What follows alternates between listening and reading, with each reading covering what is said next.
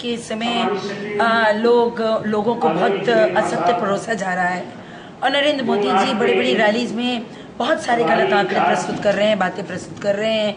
उत्तर प्रदेश में जो सरकार चल रही है क्षेत्रीय पार्टियों की, ये भी अपने अपने तरीके से केंद्र सरकार को निशाने पे ले रही है।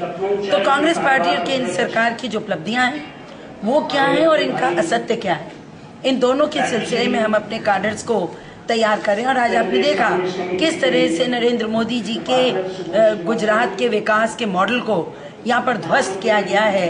कैसे आज हम लोगों ने तथ्यों के आधार पर अपने कार्यकर्ताओं को बताया है कि सबसे ज्यादा कुपोषण वहाँ पर है, वहाँ पर शिक्षा और स्वास्थ्य की दुर्दशा है, महिला सुरक्षा नहीं है, और सबसे बड़ी बात कि वहाँ पर जो प्रति व्यक्ति कर्ज बहुत अधिक है अन्य प्रदेशों के मामले में, और सबसे ज्यादा कर अगर देश में जनता पे कहीं लगता है तो वो गुजरात में।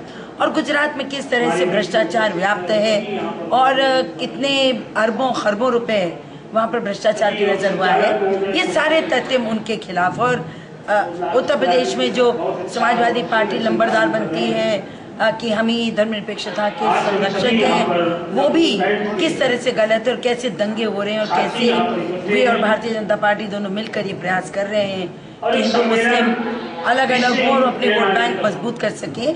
विकास के मॉडल से लेके किस तरह से कृषि में या जनहितकारी जो कार्यक्रम है उसको कांग्रेस ने किया है। तो बहुत सारे मुद्दों पर आज 4-5 घंटे हमारा ट्रेनिंग टिकट की घोषणा कब तक होगी? मुझे लगता है इस महीने में जब पार्लियामेंट बंद हो जाएगी उसके बाद जरूर घोषणा होगी, क्योंकि करीब स्क्रीनिंग हो चुकी है। अब सिर्फ केंद्रीय जो हमारी चुनाव समिति है जिसके अध्यक्ष सोनिया जी है उसको बैठ के पारित करना है, तो मुझे लगता है जल्दी। मुख्यमंत्री अखिलेश यादव की रैली है और इसका बहिष्कार किया है। आखिर मुस्लिमों के मसीहा भी बनते हैं और ऐसा ये हमें बड़ा कष्ट है इस बात से कि भारतीय जनता पार्टी और समाजवादी दोनों और बहुजन बड़ी बड़ी रैलीज पे चुनावी दृष्टि से ही काम कर रहे हैं। अरे एक सरकार को चाहिए प्रदेश की कि वो विभिन्न परिस्थितियों में जो लोग फंसे हुए हैं, जो प्रदेश इसमें दुर्व्यवस्था का शिकार है, उसको दुरुस्त करने की कोशिश करें। रैली से वोट नहीं मिलेगा, सुरक्षा व्यवस्था दें।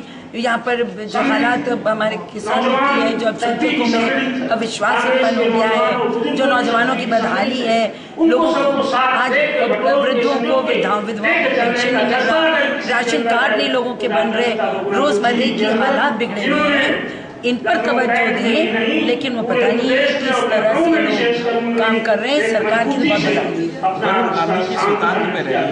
बदहाली कांग्रेस का अधिकार रहा है, ऐसे रैली और अब क्या लगता है ये सीट अब हाथ से नहीं, तो जनतंत्र है जो जहाँ से चाहे लड़े। अब अगर भारतीय जनता पार्टी ने तय किया है कि वो वहाँ से लड़े या वो प्रचार करें तो उनका अंदरूनी मामला है। कांग्रेस तो हर सीट को अपनी ही सीट मानेगी और उसके लिए हम अपने अच्छे निर्माण करेंगे और चुनाव अहमद का बयान आया था कि